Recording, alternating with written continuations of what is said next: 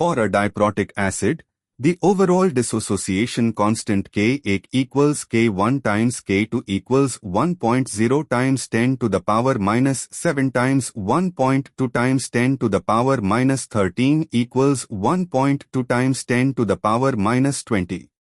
The expression is K1 equals H to the power plus to the power 2 S to the power 2 over H₂S. Rearranging for S to the power 2, we get S to the power 2 equals K1 H₂S over H to the power plus to the power 2.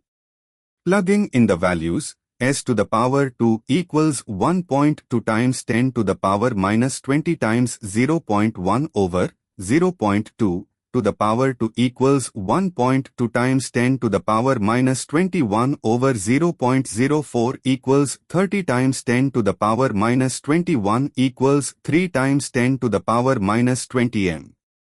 Thus, y equals 3. The answer is 3.